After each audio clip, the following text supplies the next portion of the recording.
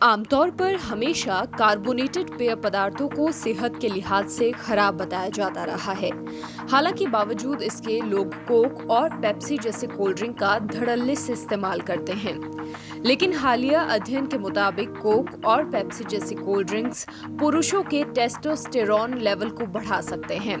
आपको बता दें कि रिसर्च चीन में नॉर्थ वेस्ट मिंजू यूनिवर्सिटी के शोधकर्ताओं द्वारा की गई, जिसमें पता चला कि कार्बोनेटेड ड्रिंक फर्टिलिटी को कैसे प्रभावित करते हैं। साथ ही ये पता चला कि ये पेय पदार्थ पुरुषों के सामान्य यौन स्वास्थ्य और अंडकोश के विकास में सुधार कर सकते हैं। इसके परिणाम एक्टा एंडोक्रिनॉल जर्नल में जारी किए गए थे। उल्लेखनीय है कि रिसर्च के मुताबिक कोका कोला और पेप्सी जैसे कार्बोनेटेड पेय पदार्थों की उच्च खुराक से अंडकोश का आकार और टेस्टोस्टेरोन का स्तर बढ़ सकता है। कार्बोनेटेड पेय के सेवन से प्रोस्टेट डिस्फंक्शन और कैंसर के खतरे को भी कम किया जा सकता है। पिछले अध्ययनों ने सोडा की खपत को प्रजनन कार्यों को नुकसान पहुंचाने, शुक्राणुओं की मात्रा कम करने और शुक्राणुओं की गतिशीलता को कम करने के लिए जोड़ा है।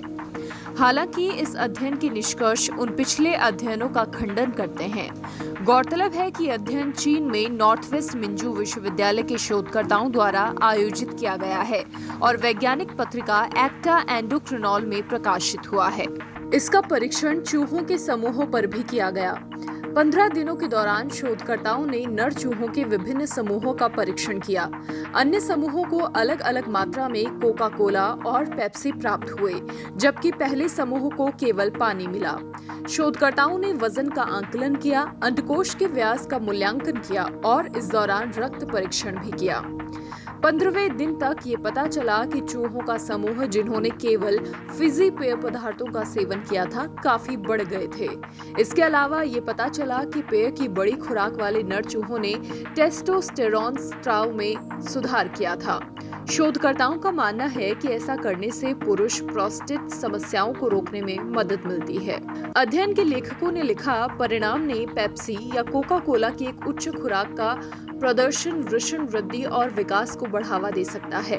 बढ़े हुए अंडकोश के आकार के अलावा शोधकर्ताओं ने यह भी पाया कि पेप्सी कोला और कोका कोला उपचार के बाद सभी चूहों में सीरम टेस्टोस्टेरोन की सांद्रता को बढ़ाया गया था, जो संकेत देता है कि पेप्सी और कोका कोला की उच्च खुराक नर चूहों के टेस्टोस्टेरोन स्त्राव में सुधार कर सकती है।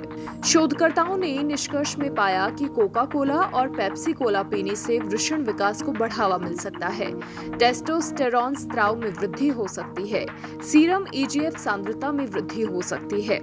अध्ययन लेखकों ने लिखा, हमारे निष्कर्षों ने प्रभावों और मनुष्यों के विकास, साथ ही प्रजनन कार्यों पर उनके तंत्र को पूरी तरह से समझने के लिए वैज्ञानिक आधार प्रदान किया। लेकिन प्रोस्टेट डिस्फंक्शन और कैंसर को रोकने के लिए भी लाभ मिलता है। शोधकर्ताओं के मुताबिक सोडा और प्रजनन क्षमता के बीच संबंध पर और अधिक शोध किए जाने की आवश्यकता है।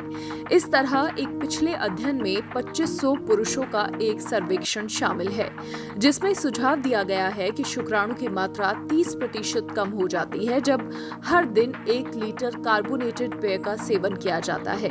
एक अन्य अध्ययन में पाया गया कि कार्बोनेटेड पेय हार्मोन में परिवर्तन से जुड़े होते हैं, जो ओवल्यूशन को प्रभावित करते हैं। उन्होंने कार्बोनेटेड पेय पदार्थों के अत्यधिक सेवन से जुड़े संभावित स्वास्थ्य जोखिमों को भी स्वीकार किया, जैसे मोटापा, हृदय रोग और टाइप 2 मधुमेह। हालांकि इस अध्ययन के लिए मानव शरीर पर कोला के प्रभावों पर व्यापक शोध की आवश्यकता है। अध्ययन के लेखकों के अनुसार उनके निष्कर्षों ने मानव विकास और प्रजनन प्रक्रियाओं पर पूरी तरह से प्रभाव और उनके तंत्र को समझने के लिए वैज्ञानिक आधार दिया। सोडा और प्रजनन क्षमता के बीच संबंध साबित करने के लिए अतिरिक्त शोध की आवश्यकता को भी संबोधित किया गया।